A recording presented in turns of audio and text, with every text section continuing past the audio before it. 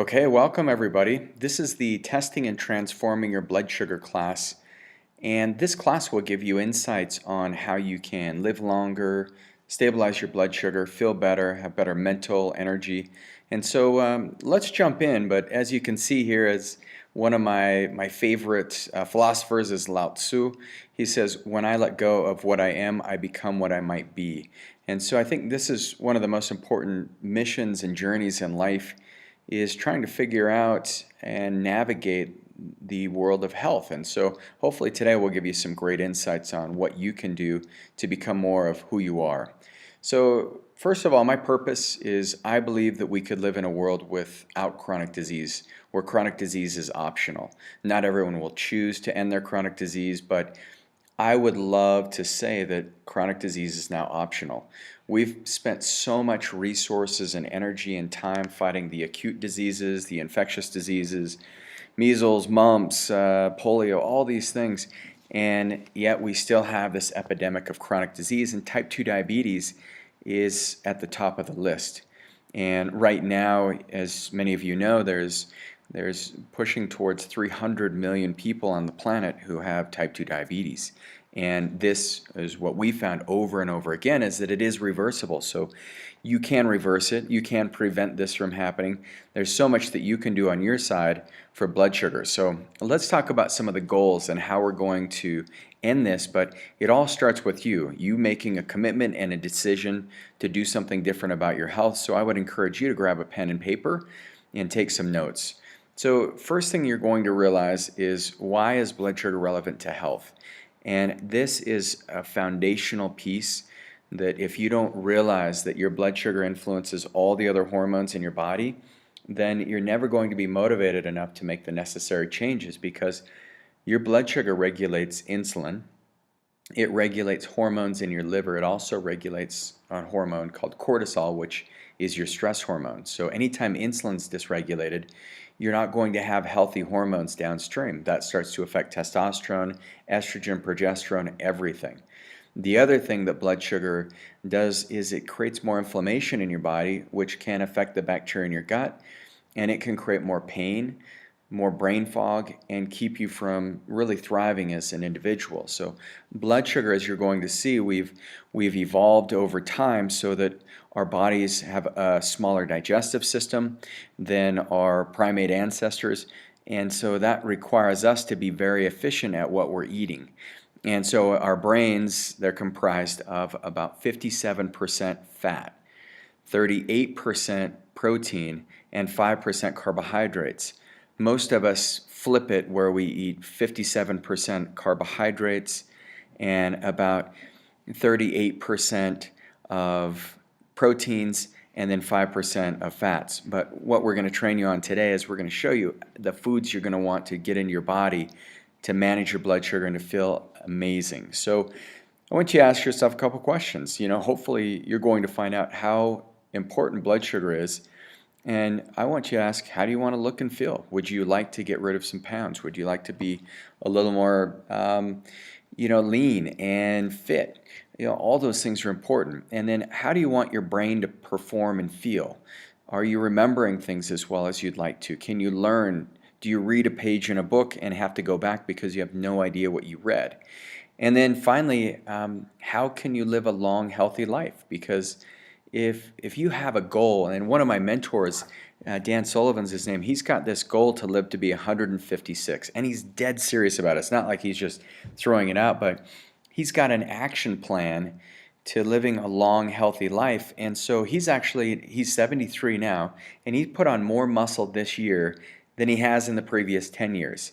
He's put on about 10 pounds of muscle, lost 20 pounds of fat. He's in his 70s. So no matter what your age is, I want you to think about, how long would you live if there's no financial issues, if there were relationships that were endless. You have, younger people who you have relationships with. And if you just really had this deep purpose to live a long, healthy life, how long would you want to live? So hopefully today I'm going to give you some insights, and you're going to find some real answers to how you can actually thrive in your own body and in your own health. So hope you enjoy this. One of the things I'm going to ask you to do is keep a food journal. When you come into the class itself, we're going to do a glucose test. So this training can be just a precursor to this, but you're going to do a glucose test. You're going to record your number. So you always need a date and recording that, because I don't want you basing it off memory, because 2 years from now, we're going to want to know, well, what was your fasting glucose level like, 2 years ago?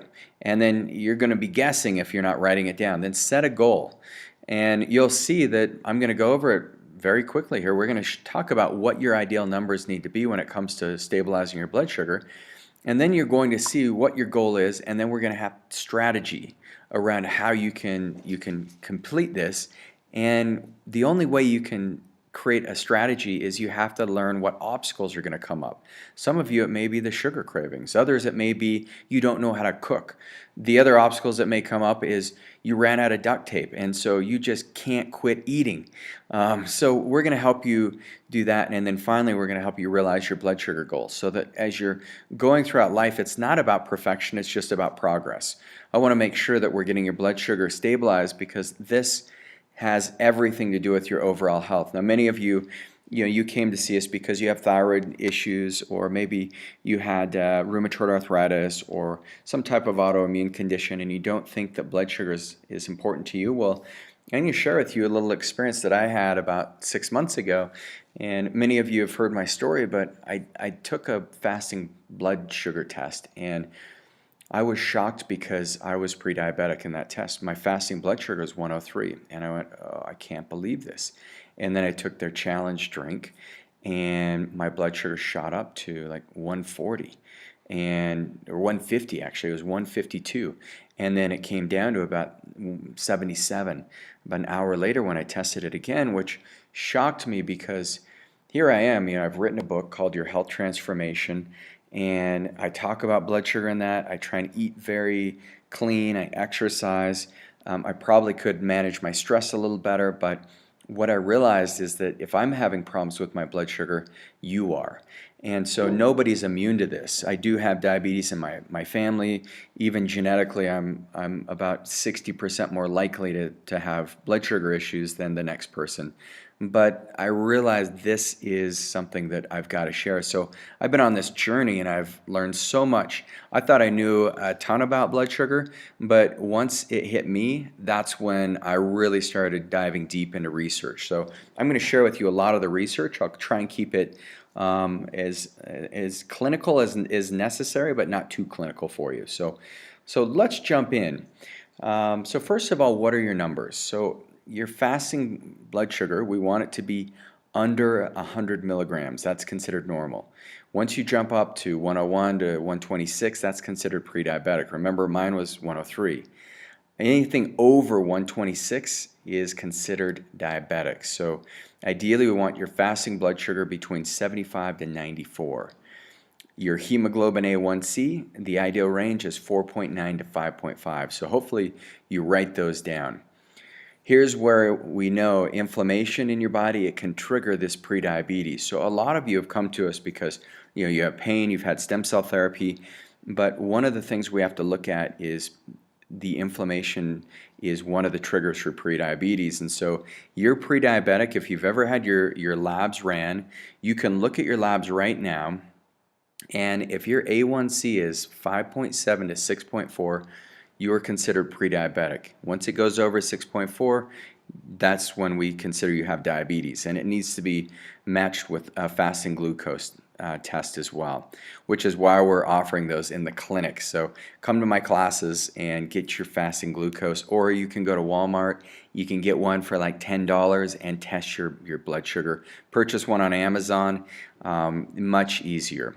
Because here's the reality. For each point above a fasted glucose of 84, that increases your risk of developing type 2 diabetes by 6% in the next 9 years. So this is where it was startling to me, because once again, I had many numbers. I was about 18 numbers over 84, so that freaked me out, because that meant that I was like 90% sure to get diabetes in the next 9 years. So the other thing is, 2/3 of you do not have the correct A1C. The hemoglobin A1C is what that number is. But once we can get your A1C, your hemoglobin A1C lowered, then what you'll find is you're going to have a decreased risk in not only your diabetes complications, but for those of you who are not diabetic, you're going to see a substantial decrease. As far as even if you bring your hemoglobin A1C percentage down 1%, that lowers your percentage of deaths related to diabetes by 21%. You decrease your microvascular complications by 37%. Now, this means that diabetes, as you know, is the #1 cause of blindness, and so it will decrease your chances of having blindness by 37% just by lowering that hemoglobin A1C by 1%. So if your number is for your A1C is 6.6, getting it down to 5.6 can decrease it this crazy percentage. If it's 7.7, you get it to 6.7. You decrease your chance of going blind by 37% and your chance of having kidney failure. Your myocardial infarction, that will go down 14%. So your chance of having a heart attack or a stroke, just by reducing hemoglobin A1C 1%, goes down 14%. So how many of you have experienced diabetic complications or know somebody who has? Now, one of the most common complaints we get in our clinic is that with diabetic complications, you get weight gain. And so if you look at it, the Journal of Endocrinology, they said 92% of people who have diabetes will experience diabetic complications. Now, a lot of us, we don't realize what these complications are, and so I just want to shed some light on this as we jump into your training, because the diabetic complications are many. The #1 complication that concerns me is retinopathy. That's the #1 cause of blindness in adults. So you lose proper circulation in your eyes become diseased, you cannot see, you go blind. #2 is diabetic nephropathy. This is the #1 cause of end-stage renal disease. And so, do you guys know what the end-stage renal disease is? It is kidney failure, which means you're going to be on dialysis. That means you have to pump out every liter of blood. You do this several times a week and then get it rehydrated and refiltered back into your body because your kidneys aren't doing their job. Your chances of a stroke increase 2 to 4 times, and your increase of cardiovascular mortality. So you can die from a stroke or cardiovascular mortality. You increase that 2 to 4 times. Cardiovascular disease. 8 out of 10 individuals with diabetes die from cardiovascular events. Diabetes is one of the hardest things on your cardiovascular system. If you want to breathe hard and you can't go very far when you're hiking in the mountains, for example, or riding your bike, you could have an issue with your cardiovascular system. And then finally, one of the most debilitating conditions that we've treated very successfully is diabetic neuropathy. And so diabetes is the leading cause of non-traumatic lower extremity amputations. I saw a statistic where it was 236 people every single day have a limb amputated because of diabetes. And then for those of you who don't know what neuropathy is, that's where the nerves in your feet get diseased. And so you can have sensations of pins and needles, you can get nerve pain sensations, your feet can go numb. A lot of people just put it off. They put it in the back burner. But I talked to a patient yesterday, and he's like, it's not a big deal. He was at one of my diabetes events, actually. He's like, my neuropathy, actually, it was a stem cell event. I was talking to him about how we treat neuropathy, and he said, it's just not a big deal. My feet are just numb, and it doesn't bother me too much besides the numbness. I said, okay, well, do you notice a loss of balance? And he said, well, yeah. I said, okay, well, does that concern you? He's like, no, I just really watch where I go. And I was just shocked because he was diminishing the severity of neuropathy. It's a big deal. So if we can help you reverse this, we've done our job. So what we found is there's 3 ways that you can transform your blood sugar, and this is going to be critical for everyone, whether you're pre-diabetic, diabetic, or nothing, and you have no clue. I'm going to challenge everyone to go buy a glucometer and just check your fasting blood sugar. You have to fast for at least 8 hours before you do it. So whether you're coming to my class, you're doing it on your own, make sure you're fasting for at least 8 hours and get this tested. So first key to transform blood sugar is you've got to get the correct diagnostic testing. Now you can get diagnostic testing, and a lot of you have gone to your doctor and you've got your test ran, and they say, well, good news, everything looks normal, even though you may feel like crap. But the thing that we look at when it comes to correct diagnostic testing is there's deeper things that need to be analyzed when it comes to blood sugar. Your diabetes is your own, and your causal factors for your type 2 diabetes or your prediabetes or hypoglycemia, they're all going to be related to your own particular imbalances in your body. So there's not one size treats all when it comes to managing your blood sugar. So once we can get the correct labs, then we can identify the cause. Most doctors, most clinics are not looking for the underlying cause. All they're looking to do is give you a diagnosis so that the next thing that comes out is a prescription. We don't feel that that truly addresses the cause. Maybe it manipulates your labs so that your hemoglobin A1C looks better, but the problem is still festering underneath. So what we use are functional lab values, and they isolate the more sensitive problems and the causal factors. So here's what that looks like. So for example, your lab may say, well, it's your 4.0 to 6.5 is typical normal hemoglobin A1C. It may say, okay, you're 5.7, so you're kind of creeping in that pre-diabetic range. We better watch it. And that's the first thing. You're like, okay, we're going to watch it until when? Well, once it gets, kind of above 6.5, 6.7, we're going to want to write you out a prescription. And so in the meantime, good luck. And so we don't think that's the best approach. So what we like to see is if your blood sugar is not within the ranges of 4.9 to 5.5, if it's below that or above that, that's when the siren goes off and we say, okay, we've got to start looking at what's causing your blood sugar to be out of balance. Now, many of you say, well, I eat like crap. And so it's like, okay, maybe that's step one, but there's usually a bigger issue because how many of you know people who eat great, they eat very healthy, like myself. I was like a 95% healthy eater, but still have blood sugar issues. Those people are out there. And so, what we have to look at, number one, is we have to look at cortisol. So for many of you, you've heard me talk about adrenal health, adrenal malfunction, adrenal fatigue, but the adrenals secrete a hormone called cortisol.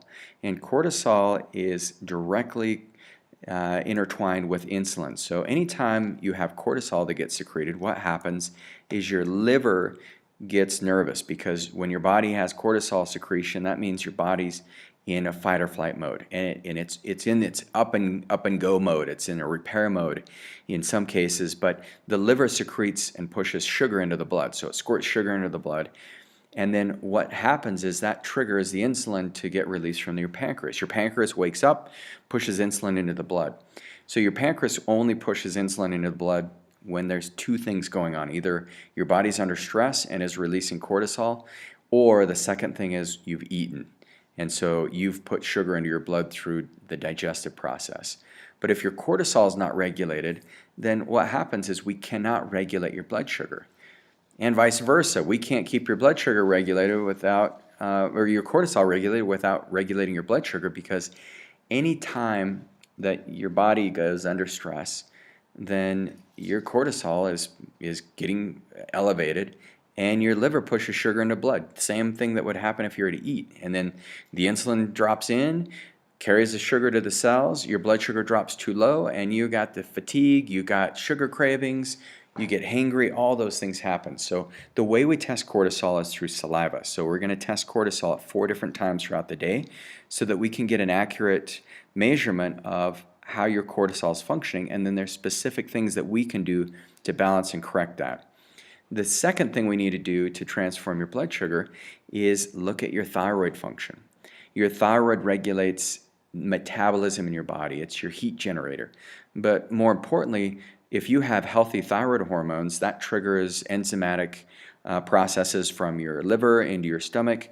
It helps trigger more bile secretion so that you can make more insulin and healthy insulin. Because some of you, your diabetes may be due to not secreting enough insulin, and that's where we want to look at a marker called C-peptide to see how well your pancreas is actually producing things. But if your thyroid markers are off, it might be a problem that's contributed more to the thyroid than your pancreas not producing enough insulin, if that makes sense. So most lab values, they'll take the thyroid TSH as a thyroid stimulating hormone, And let's say as long as it's between 0.3 and 5.7, you're totally healthy. What we say is no way. Well, what happens if it gets too close to the edge?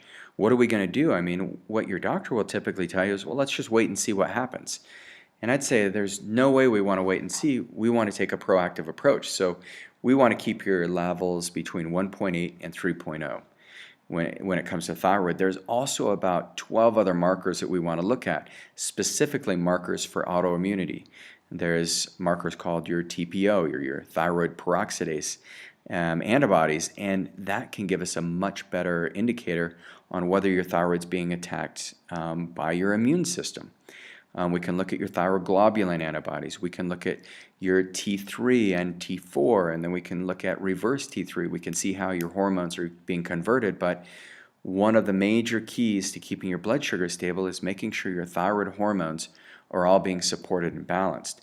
Sometimes for certain patients where thyroid can be a major contributing factor, all they need is certain nutrients like extra magnesium and selenium, and then suddenly their thyroid can start producing hormones again, and then their insulin calms down, their pancreas calms down.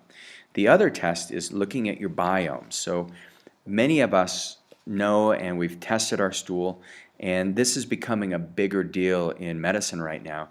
In fact, you can bank your stool. So I don't know if you realize this, but you can take, if you're feeling really vibrant and healthy, you can take a stool sample and send it to a bank just like you'd bank stem cells.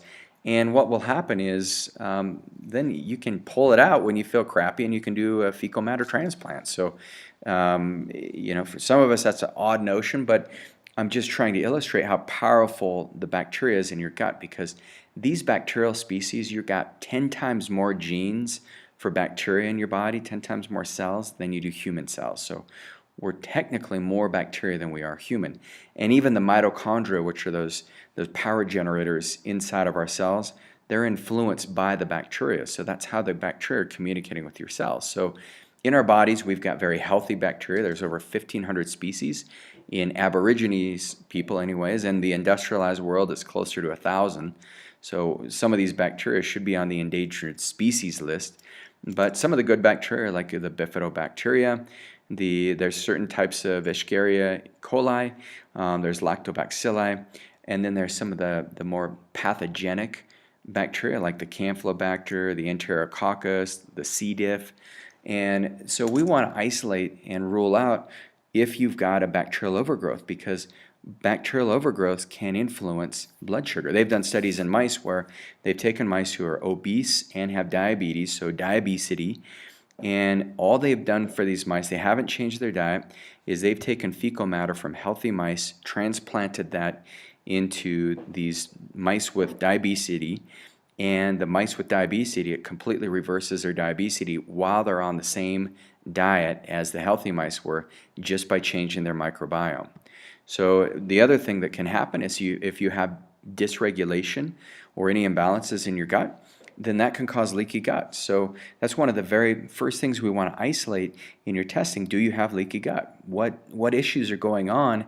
And once we can correct those, that's when your body starts to become much more sensitive, and you start taking in insulin much easier. Your cells will take in the sugar from the insulin, and your blood sugar will get more balanced. So those are some of the major tests. There are genetic tests that we look at with 23andMe. You can look at Genomind, we look at neurotransmitters. All these tests are very critical for stabilizing your overall blood sugar. So hopefully this has been helpful. So this is part one, the completion of part one in your reversing diabetes program and transforming your blood sugar. So hopefully you've enjoyed it.